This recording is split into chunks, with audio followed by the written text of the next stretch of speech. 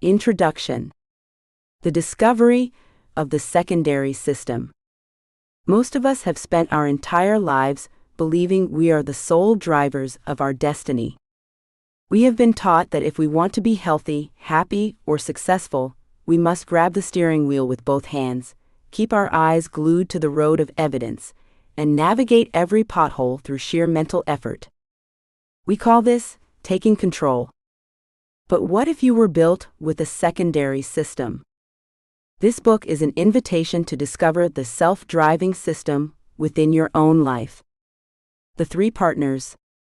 To understand how this works, we look at the three parts of the human experience without the heavy technical jargon of the past. The body, the hardware, your physical presence, your senses, and your actions. It is the vehicle you travel in. The mind, the software, your thoughts, your logic, and your believing. This is the part of you that demands evidence before it will move. The spirit, the power source, your inner CEO. This is the realm of knowing.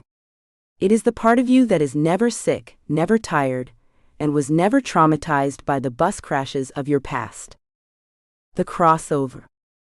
The biggest problem we face is that we try to heal the body using only the mind. We hope and believe and visualize, but we are still white-knuckling the steering wheel. We are like a person in a high-tech, self-driving car who refuses to let go of the wheel because they do not trust the factory settings. The crossover is the moment you move from believing with your mind to knowing in your spirit. It is the shift from, "I hope I am getting better," to the quiet, weighty certainty of, "I am being led." It is the discovery that your spirit has factory settings designed for your safety, your comfort, and your destination. A trumpet of good news. In the pages ahead, we are going to explore this through simple pictures. Real estate offices, airplanes, hot air balloons, and even the digital ledger of cryptocurrency. We are not here to give you a new method to practice. Instead, we are here to help you open your mind just 1 inch further, to become aware of the perfect driver who is already sitting inside you. If you have felt dead inside, or if your mind is a traumatized driver scanning the road for disaster, this book is a trumpet of good news. You do not have to wait until your mind is perfectly healed to have a perfect journey. You just need to learn how to change who is influencing the steering wheel. You were originally built for trust. It is not a skill you have to learn, it is a factory setting you are about to remember. Welcome to the knowing realm. Chapter 1. The three partners in the office. Imagine a successful real estate agency in a busy city. To the outside world, it looks like a single, seamless operation, but inside, the business is run by three distinct partners. If you want to understand how your life works, and why it sometimes feels like it is stalled, you have to meet the team. The sales team, the body. First, there is the sales team. These are the people out on the street. They are putting up for sale signs, showing houses, and pounding the pavement. They are the physical output of the business. The sales team is high energy, but they are also reactive. If they do not get a lead, they feel anxious. If they get a no, they feel rejected. This is your body.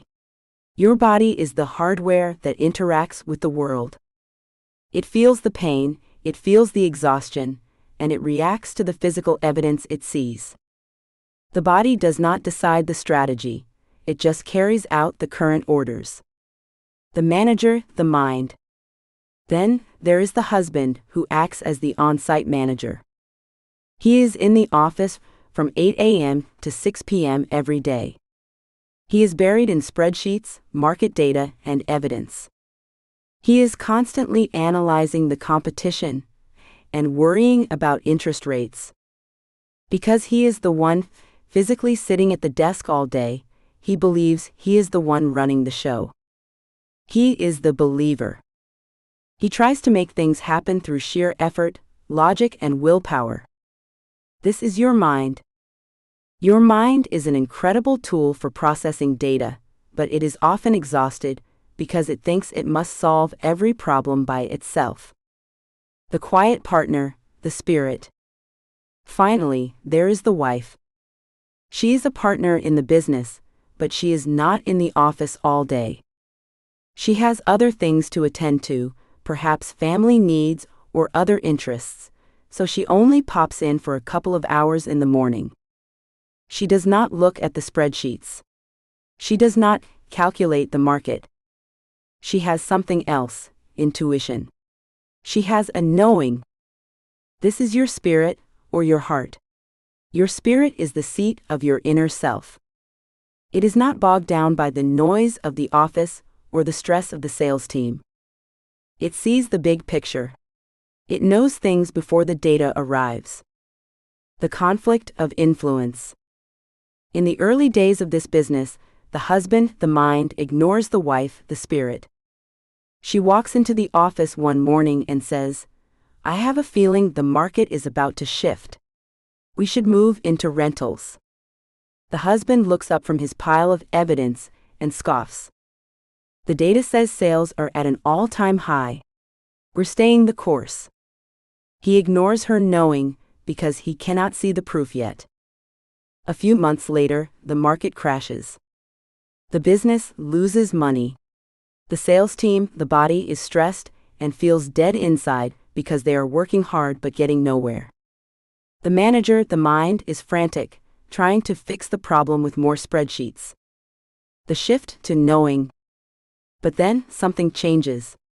The wife suggests a new hire, 2 specific salespeople she feels would be right for the team. This time, the husband is tired of being wrong. He listens. He hires them. Within a month, the business is thriving again. Slowly, the manager begins to realize that the quiet partner has a better track record than his spreadsheets. He starts to consult her on every decision. Physically, nothing looks different. The husband is still in the office all day. The wife still only pops in for a few hours. But the influence has shifted. The business is now being run from the inside out. The mind has moved from believing, trying to force a result, to knowing, trusting the partner's intuition. The invisible CEO. When you begin to prioritize the knowing of your spirit over the evidence of your mind, you have not lost your mind, you have just given it a better boss. You might still go to the doctor, the sales team, and you might still plan your diet, the manager, but the anxiety is gone. Why? Because the real CEO is finally in charge. You have crossed over from the stress of trying to believe to the peace of simply knowing. The question for you: is your manager still trying to run the whole business alone, or are you ready to listen to the partner who already knows the way? Chapter 2. The Evidence Trap. If the quiet partner in our real estate office, the spirit, is so consistently right, why does the husband, the mind, find it so incredibly difficult to listen to her? Why does he insist on staying up until midnight staring at spreadsheets when the answer has already been whispered to him? The answer lies in the currency that the mind uses to feel safe. We call this the evidence trap. The spreadsheet addiction. The mind is a ground-level operator. It was built to navigate a world of physical facts, risks, and tangible results. Because of this, it has developed a strict rule.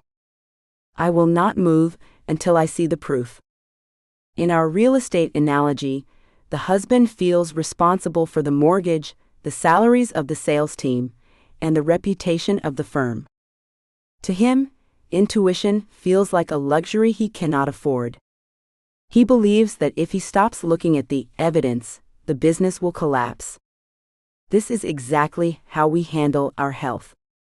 Our mind demands an X-ray, a blood test, or a physical sensation of improvement before it will allow us to feel at peace. It says, "Show me the healing, and then I will believe I am healthy." This is the evidence trap. Fiat versus crypto, a tale of two currencies. To understand the crossover, we can look at how we think about money. Evidence money, fiat. For a long time, we only trusted money we could see and touch. We wanted gold in a vault or paper in our wallets. This is the currency of the mind. It needs physical confirmation. Knowing money, crypto, then came a new system. It is not backed by gold you can see. It is backed by a protocol of trust and a digital ledger. It is invisible, yet it is functional. When you move into the knowing realm, you are switching currencies. You are letting go of the need for the paper evidence of your health and moving toward the internal ledger of your spirit. The mind hates this at first because it feels like there is nothing to hold on to. But just as a digital currency can be more secure than a suitcase of cash, the knowing of the spirit is more stable than the shifting symptoms of the body. The atmosphere of trust. The spirit does not function well in a courtroom. If the mind is constantly cross-examining the spirit, where is the proof? Why do I still feel a pain in my side? When is the result coming? It creates an atmosphere of static. Imagine trying to listen to a soft, beautiful melody while someone is shouting questions at you through a megaphone. The melody, the spirit is still playing, but the noise of the mind makes it impossible to hear. The spirit requires an atmosphere of trust to operate its factory settings. Trust is not something you do to get a result. Trust is the environment in which the spirit does its best work. When the mind finally stops demanding a sales report every 5 minutes, the quiet partner can finally get to work on the inside-out improvement. The mirror test. The next time your mind demands evidence, try to recognize it for what it is, a manager who is simply scared. You do not have to fight the mind or tell it is wrong. You just have to say, I know you want to see the spreadsheets, and that's your job. But today, we are operating on the quiet partner's ledger. We are moving from hoping for evidence to knowing the truth.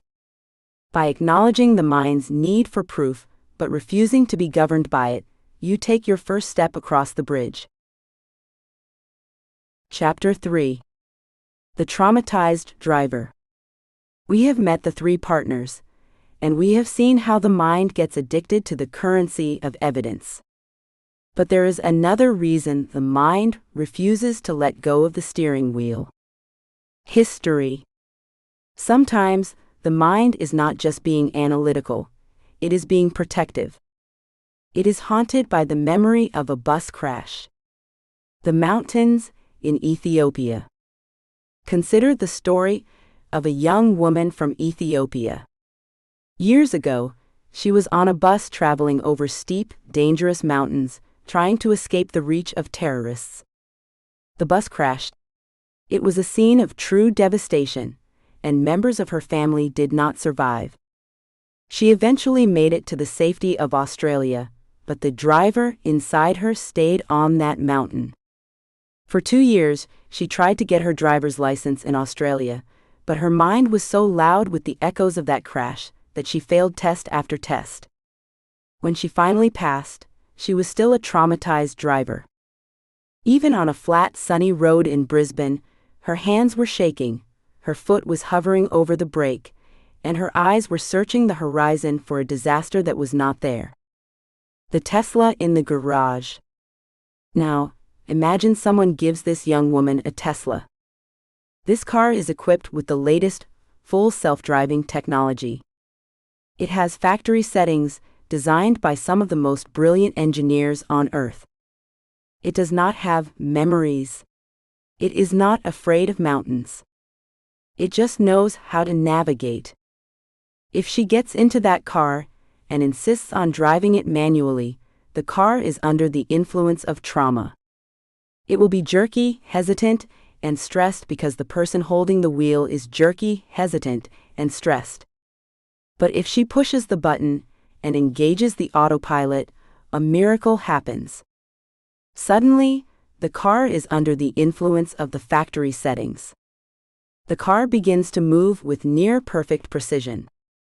It is not trying to be brave, it simply does not know how to be afraid. Healing versus handing over. This is the trumpet of good news for anyone dealing with trauma, chronic illness, or deep-seated fear. Most of the world tells you that you must spend years fixing the driver. They say you must go back to the mountain, relive the crash, and heal the mind before you can ever have a peaceful journey again. That is a long, hard road. But the crossover offers a shortcut. You do not have to wait for the driver to be 100% healed to have a perfect trip. You just have to change who is influencing the steering wheel. The influenced mind, this is your history. It is your past pain, your medical records, and your bus crashes. The factory set spirit, this is your original design. Your spirit was never in the crash. It is not trying to heal, it is already whole. It is the perfect driver that was placed inside you at the moment of your creation. The immediate freedom. When you hand over to your spirit, you are not ignoring your past, you are simply choosing a better navigator. You can say to your mind, I know you are scared. I know you remember the mountain.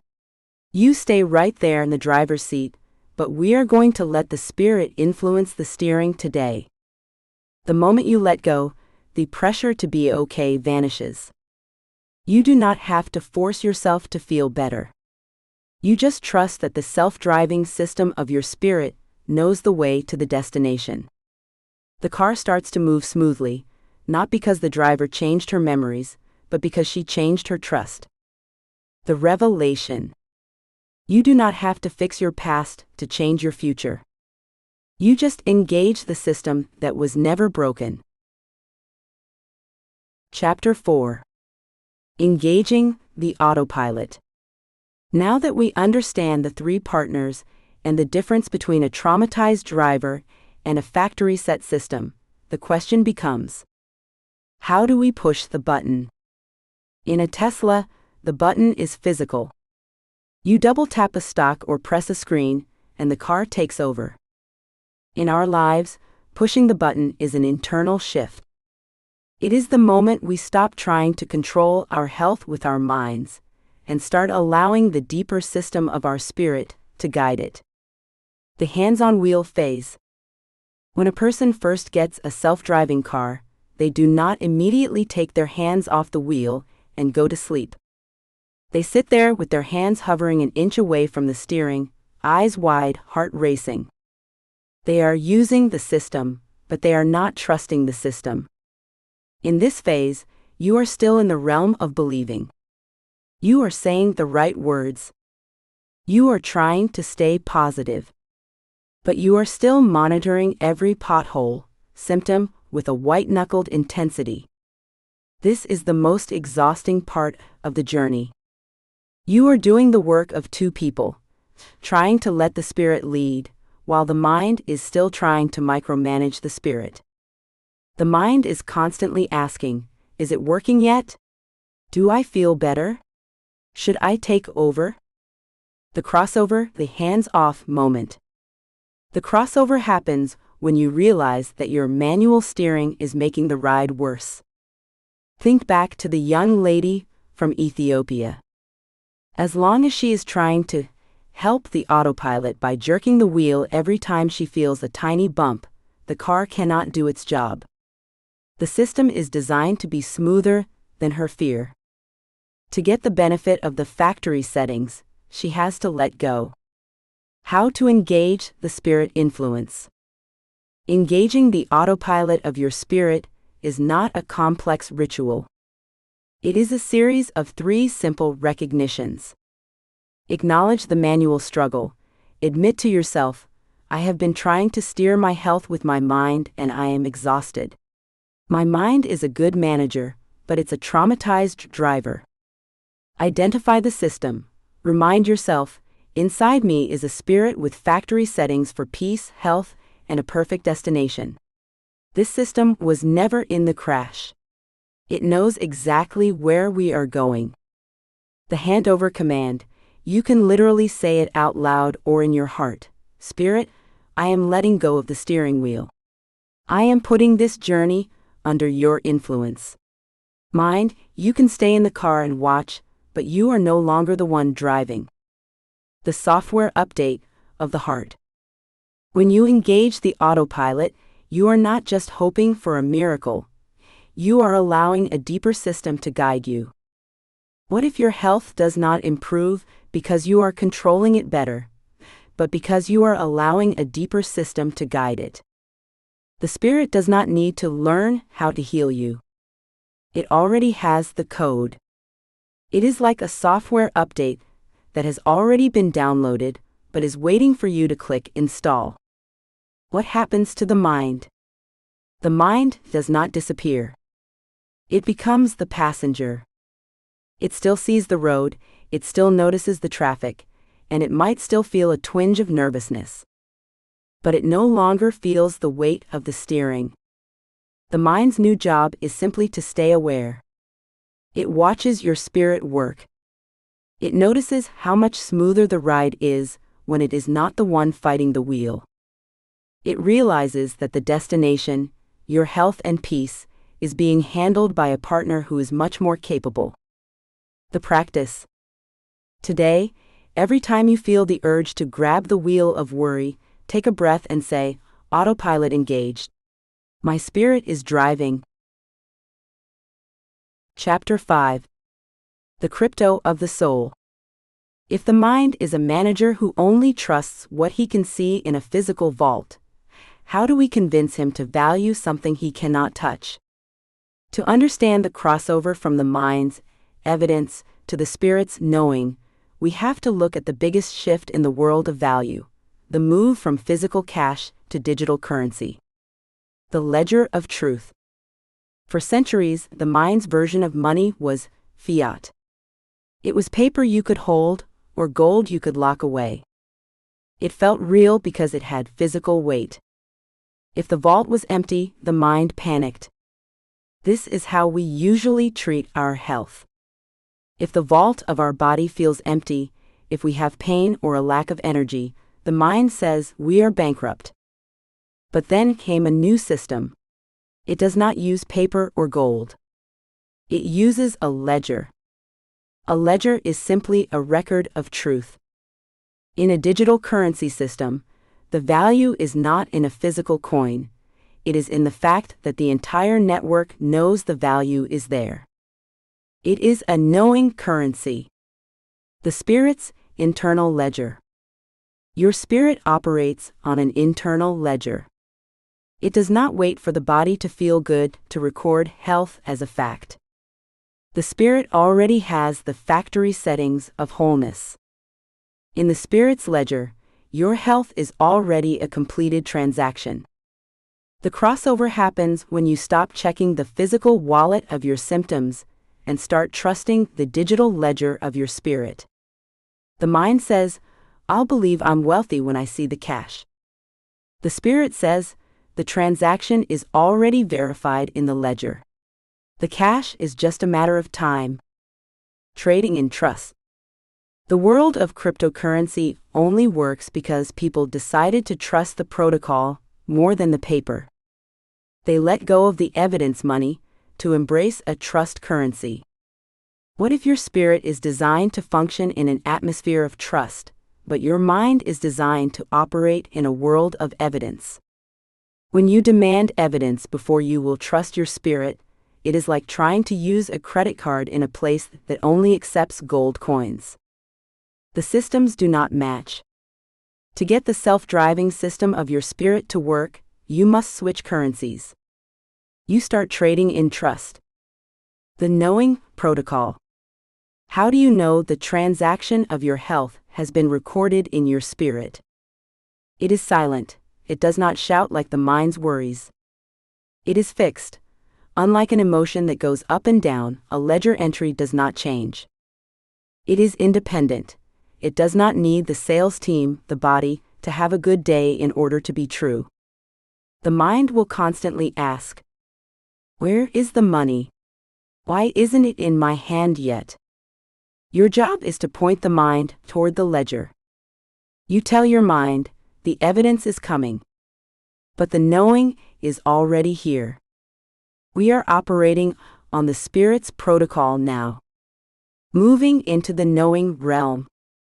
Crossing over means you stop being a reporter of your symptoms and start being a holder of your Spirit's truth. You realize that just because you cannot see the gold in the vault today does not mean the wealth is not yours. In the Spirit's economy, trust is the investment, and knowing is the profit. The more you settle into the quiet certainty that the factory settings are active, the more the atmosphere of trust allows the body to begin its natural inside-out repair. The shift. Stop checking your symptoms for proof to see if you are healed. Yes, acknowledge your symptoms. But allow health to flow from your spirit into your body. Allow the original design to influence your body. Chapter 6. Dressing for the knowing. We have discussed the internal ledger and the shifting of our trust currency. But how does this look in the physical world? If the mind is still demanding evidence, how do we give it a signal it can understand? We do it through the clothes we choose to wear, both literally and figuratively. The party experiment. Imagine a group of older women decided to have a party. For the first half of the evening, they were told to wear their usual party clothing, the outfits the world expects women of their age to wear. The mood was pleasant, but it was predictable. They were dressing according to their outer self, the evidence of their birth certificates. But for the second half of the evening, they were given a different instruction. Change into the clothes that match how young you feel on the inside. Suddenly, the room transformed. One woman appeared in a vibrant silk wrap she had saved for years, another in a leather jacket she had been told was too much for her now. They did not tell their partners what was happening, they just changed. The result? Their posture straightened. Their laughter got louder. Their energy surged. They were not trying to be young, they had crossed over to the youth that already existed in their spirit. By dressing for the inner self, they forced the outer self to catch up. Health as clothing. What if you considered your health as a garment? Every morning, you have a choice of which closet to dress from. The mind's closet, the uniform of evidence. This closet is filled with clothes based on the sales report. If your back hurts, you dress stiffly. If you feel tired, you wear heaviness. You are dressing to match your symptoms. The spirit's closet, the garment of knowing, this closet is filled with the factory settings. It contains the health, vitality, and peace that your spirit already possesses. When you dress from the spirit's closet, you are not pretending. You are simply acknowledging that your inner self is the true owner of your health.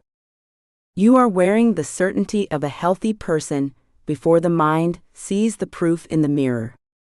Dressing the inner self. Most people wait until they feel healthy to act healthy. But the self-driving system works in reverse. You engage the knowing first, and the body follows the influence. If you are waiting for your body to give you permission to feel good, you are still letting the traumatized driver run the car.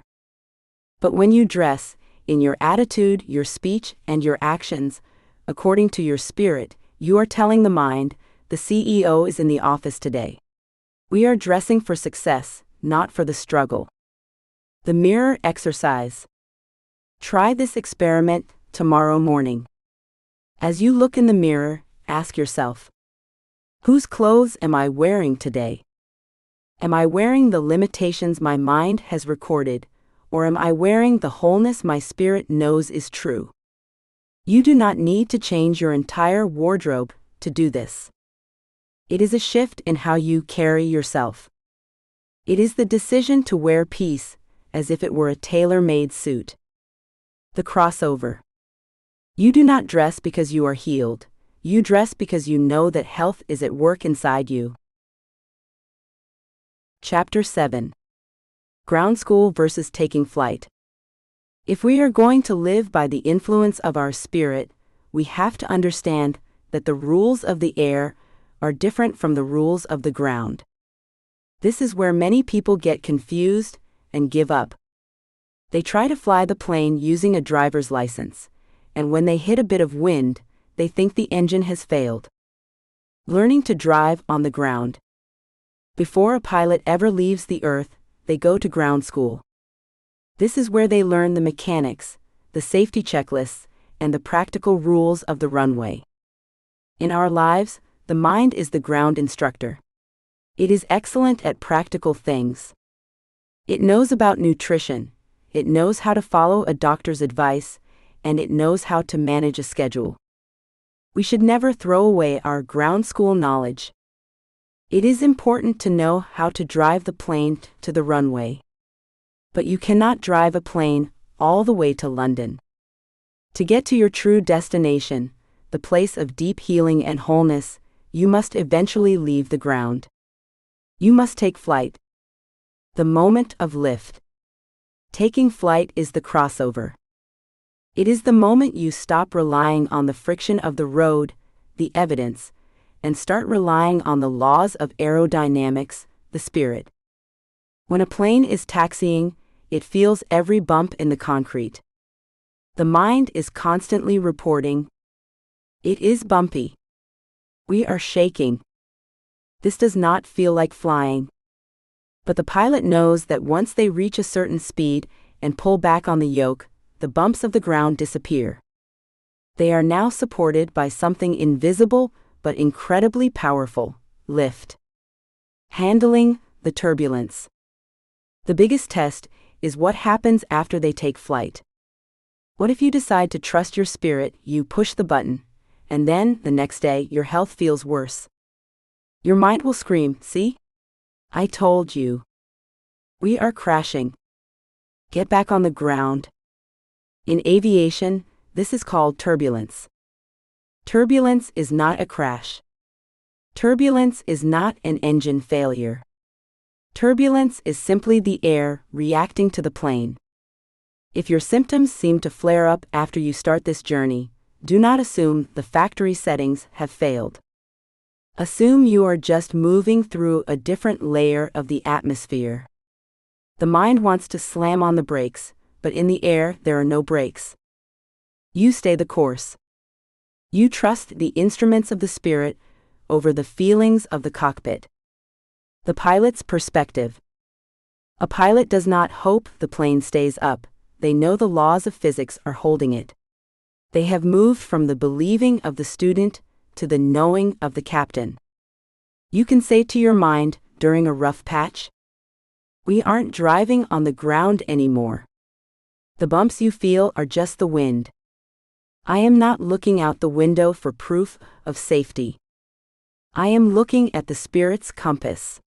We are still on course." The goal of this book is not just better health. The real goal is to discover something. When you learn to fly in the spirit, you realize you have a new ability to rise above the weather of your body. And ironically, it is often in the high, calm air of the spirit that the body finally finds the stillness it needs to repair itself. Chapter 8. The Balloon and the Flame. By now, you might be thinking that taking flight sounds like a lot of work. You might be wondering if you have enough strength in your mind to pull back on the yoke and keep the plane in the air. But here is the secret: the most beautiful form of flight does not require an engine at all. It only requires a flame. The anatomy of the balloon. To understand the relationship between your body, your mind, and your spirit, look at a hot air balloon drifting over a valley. It is a perfect picture of the three partners we met in the real estate office. The basket, the body, this is the physical part. It is heavy, it is made of wicker and rope, and on its own it sits firmly on the grass. It cannot lift itself. The balloon, the mind, This is the envelope, the large fabric skin. It has the capacity for greatness, but without help, it is just a flat, empty bag lying on the ground. The gas cylinder, the spirit, this is the invisible power source. It is the fuel that, when ignited, creates the heat that changes everything. The manual struggle. Most people spend their entire lives trying to hoist the basket. They use the mind to try and pull the body upward.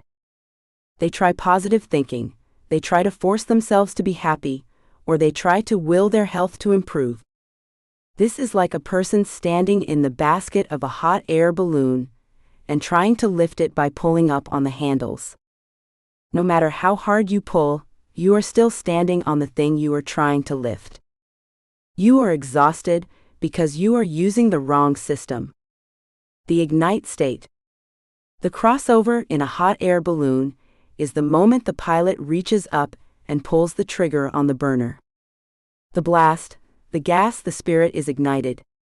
The expansion, the heat fills the envelope, the mind. The mind, which was flat and heavy, suddenly expands and becomes full. The lift, the basket, the body becomes light. It does not try to float. It simply cannot stay on the ground anymore because the atmosphere has changed. Turning on the gas. In your life, the gas is your spirit's factory settings, the peace, the wholeness, and the knowing we have talked about. You do not have to create the gas. The manufacturer already installed the cylinders. You just ignite it. How do you ignite your spirit? You stop trying to lift the basket and you start noticing the heat. Instead of saying, I have to make my body feel better, you say, I am opening the valve of my spirit's knowing. I am letting the heat of my original design fill my mind. No effort, just occupancy. The beauty of the balloon is that once the air is hot, the balloon stays up by simply occupying the space. It does not have to flap wings. It does not have to roar an engine. It just has to stay full of the right influence. If your mind is full of the cold air, of evidence and trauma, your body will always feel heavy. But when you invite the spirit to provide the heat of its knowing, your mind expands, and your body naturally feels lighter. You are not working to be healthy, you are simply allowing the spirit to provide the lift. The lesson. You do not need to be stronger, you just need to be hotter. Stop pulling on the ropes and start turning on the gas of being aware. Chapter 9. The Spirit's Resume. By now, you might be wondering, if I let go of the steering wheel and allow my spirit to take over, what is it capable of doing? We often think of our spirit as something poetic or distant, but in the knowing realm, the spirit is highly functional. It has a set of skills, a resume of abilities that were installed at the factory. These are not things you have to learn, they are things you must employ. The high-tech features of the heart. When you buy a luxury car, it comes with features you might not even know how to use yet. Lane assist, emergency braking, and GPS. Your spirit is the same. It is a high-specification system waiting for you to push the button. Here's what your spirit is already doing, whether you notice it or not. The discernment filter. Have you ever met someone or looked at a deal and just felt a no in your gut before you had any facts? That is your spirit discerning the truth. It feels the frequency of a situation before the mind hears the words. The future sensor.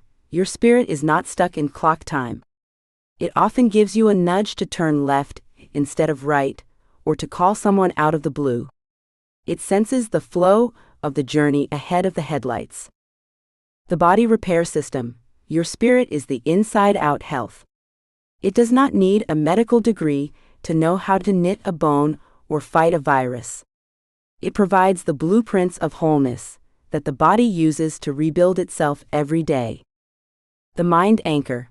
When the mind is in a storm of trauma or anxiety, the spirit acts as the anchor. It does not scream at the storm.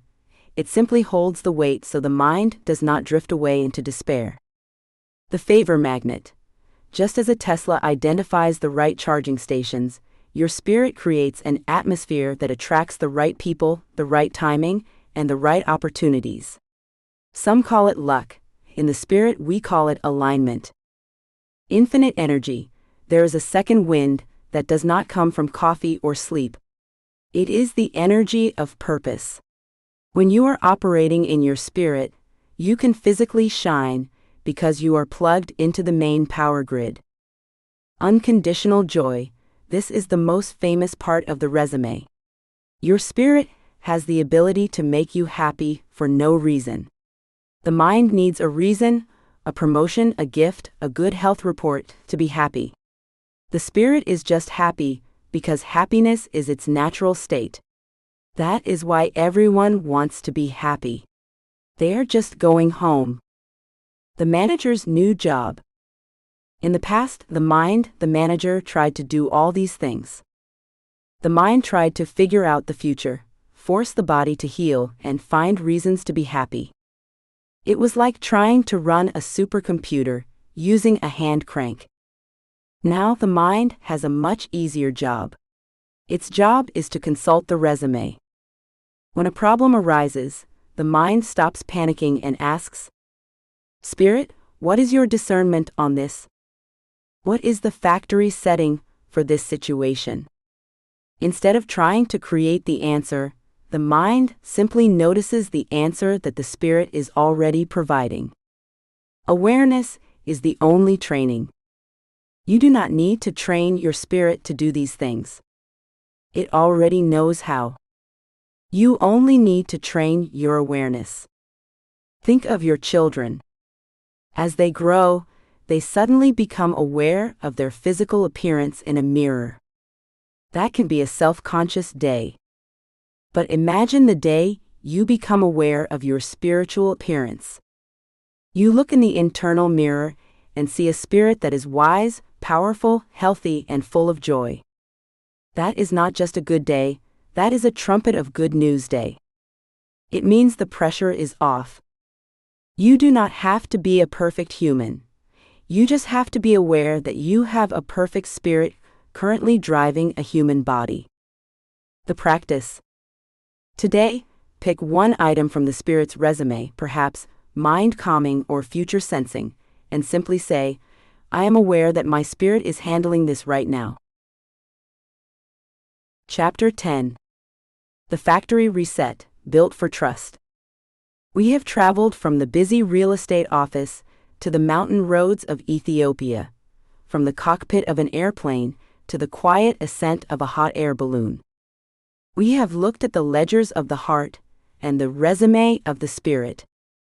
But now we come to the final revelation.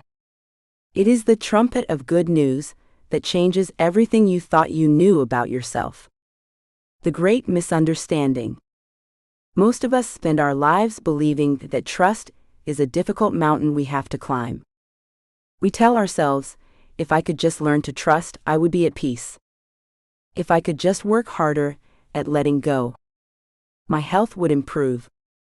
We treat trust like a skill, a muscle to build through years of spiritual gymnastics. But here is the factory reset. Trust is not a skill you learn. Trust is the original setting of your spirit. In the physical world, a child does not learn how to breathe. They are born into an atmosphere of oxygen, and their lungs simply know what to do. The child does not try to trust that their heart will beat, the heart just beats. Your spirit is exactly the same. It was built for trust. It was designed to function with trust. When you are aware of your spirit, you are not trying to be at peace, you are peace. The peace that trust brings. The Tesla's secret. My friend bought a Tesla. He had trouble letting go of the steering wheel. When he finally took his hands off the steering wheel, he did not teach the car how to drive. He simply stopped interfering with what the car was designed to do. The car did not need him to believe in it. It did not need him to cheer it on. It just needed him to stop white-knuckling the wheel. The moment he let go, he realized the car was actually safer, smoother, and more efficient when he was not helping. The same is true for your life. Your spirit has factory settings for your safety, your comfort, and your destination. Your spirit is not worried about your health. It is not traumatized by your past. It is not confused by the future. It is sitting in a state of eternal knowing. The revelation of awareness. For some, being told they were originally built for trust is a shock. The mind says, "But I've been worried for 40 years. How can trust be my default?" The answer is simple. The worry is just software you downloaded along the way. It is a series of patches and workarounds, created by a mind that was trying to survive a difficult world. But underneath the software of the mind is the hardware of the spirit. And that hardware has never changed. The crossover is simply a factory reset. It is the moment when you realize that all the work was just helping you to be aware of being aware. You are opening your mind one little bit further than it has gone before. You are noticing that the self-driving system is already engaged. The trumpet of good news. This is why this book is a trumpet of good news. If trust were a skill, you might fail at it.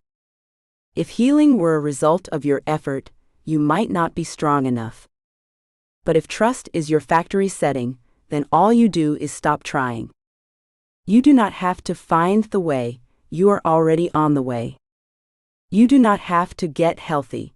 You must become aware of the spirit inside you that is already a source of health. When you finally let go of the steering wheel, you are not falling into a void. You are falling into the arms of your original design. You are realizing that the quiet partner has been running the business perfectly all along. She was just waiting for the manager to take a nap. Your new journey. As you close this book, do not look for a method to take with you. Instead, take a knowing. The next time your body sends a sales report of pain, or your mind starts manual steering with worry, remember the young lady from Ethiopia. Remember that you have a system that was not in the crash. Reach up, push the button and say, "Autopilot engaged. I am returning to factory settings. My spirit is driving now." Then, lean back and enjoy the scenery. You are headed for a beautiful destination, and the pilot knows exactly how to get you there. Chapter 11. The Pristine Blueprint. To truly change how we function, we have to understand the difference between a patch-up job and a restoration. A patch-up job just covers a crack in the wall. A restoration returns a structure to its peak performance. This requires more than just hard work, it requires accurate information. Imagine an architectural masterpiece that is a century old. Over the decades, various owners have painted over original features, knocked out walls, and added awkward extensions. The current residents want to fix it, but the only plans they have are faded copies. The ink is smudged, previous contractors have scribbled guesses in the margins, and key sections are missing. If they try to fix the building using that faded copy, they are merely building on top of 100 years of mistakes. Real-life example. The Leon and Thea Corner residence. A powerful real-world illustration of this is the restoration of the Leon and Thea Corner residence, a historic mid-century modern home. Over time, the house had undergone changes that caused it to drift far from its intended character. When the restoration team stepped in, they did not rely on the worn, altered, or incomplete sketches found in the basement. Instead, they conducted an exhaustive search for the original blueprints. By rediscovering those authentic documents, they were able to guide the renovation back toward the architect's original design, rather than guessing based on faded copies of past renovations. Because they had the original intent and proportions in hand, the restoration was precise, purposeful, and brought the home back to its full glory.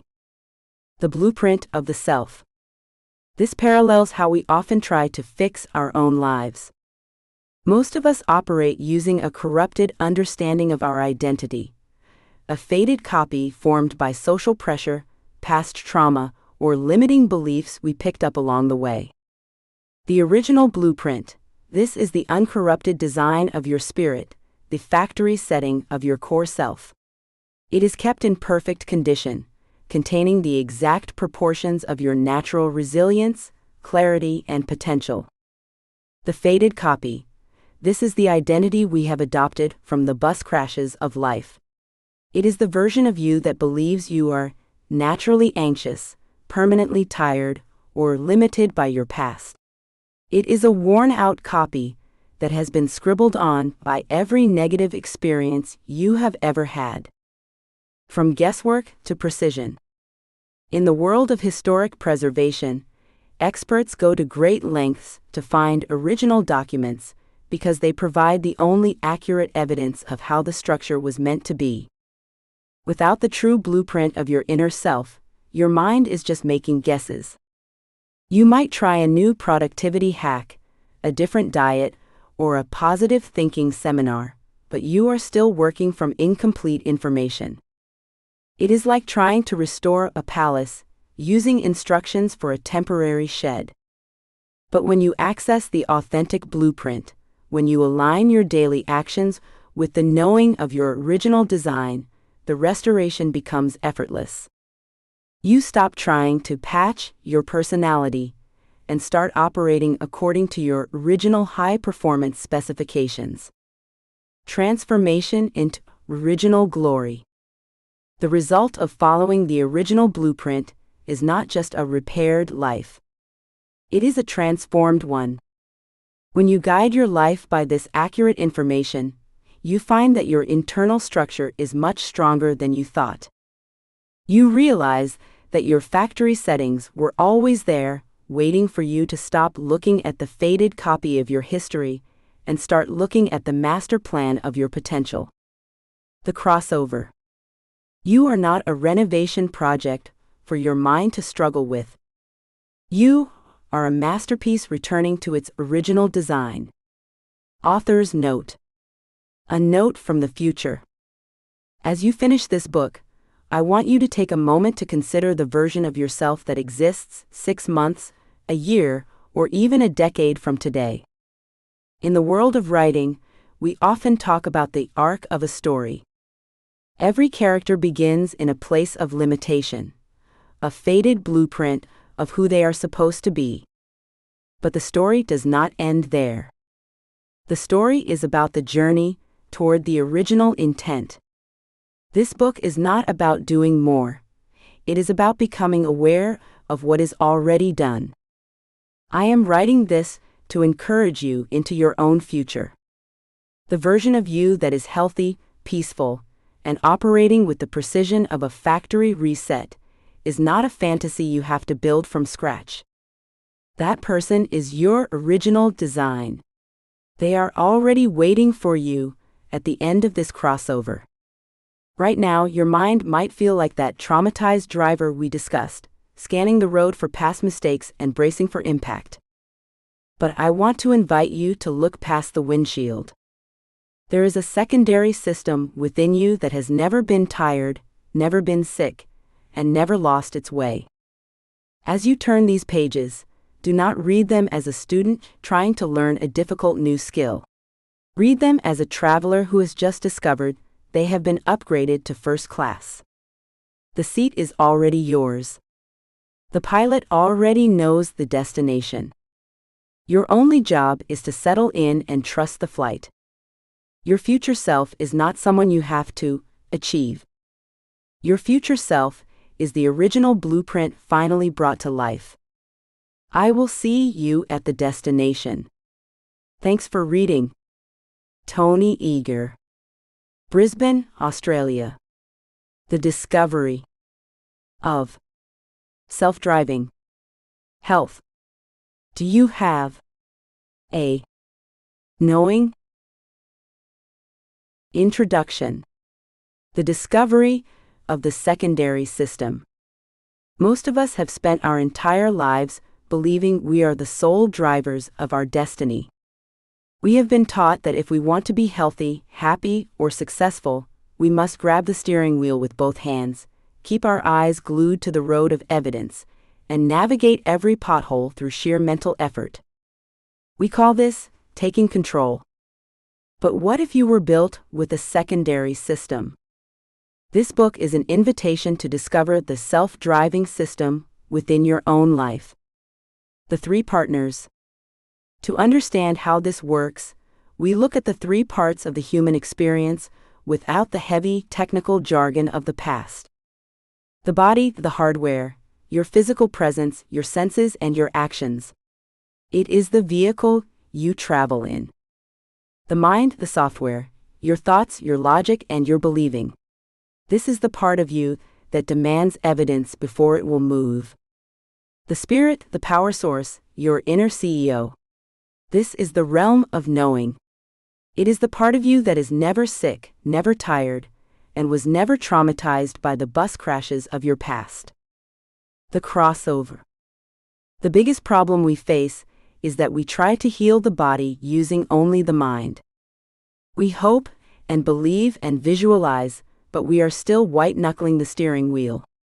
We are like a person in a high-tech, self-driving car who refuses to let go of the wheel because they do not trust the factory settings. The crossover is the moment you move from believing with your mind to knowing in your spirit. It is the shift from, "I hope I am getting better," to the quiet, weighty certainty of, "I am being led." It is the discovery that your spirit has factory settings designed for your safety, your comfort, and your destination. A trumpet of good news. In the pages ahead, we are going to explore this through simple pictures. Real estate offices, airplanes, hot air balloons, and even the digital ledger of cryptocurrency. We are not here to give you a new method to practice. Instead, we are here to help you open your mind just 1 inch further, to become aware of the perfect driver who is already sitting inside you. If you have felt dead inside, or if your mind is a traumatized driver scanning the road for disaster, this book is a trumpet of good news. You do not have to wait until your mind is perfectly healed to have a perfect journey. You just need to learn how to change who is influencing the steering wheel. You were originally built for trust. It is not a skill you have to learn, it is a factory setting you are about to remember. Welcome to the knowing realm. Chapter 1. The three partners in the office. Imagine a successful real estate agency in a busy city. To the outside world, it looks like a single, seamless operation, but inside, the business is run by three distinct partners. If you want to understand how your life works, and why it sometimes feels like it is stalled, you have to meet the team. The sales team, the body. First, there is the sales team. These are the people out on the street. They are putting up for sale signs, showing houses, and pounding the pavement. They are the physical output of the business. The sales team is high energy, but they are also reactive. If they do not get a lead,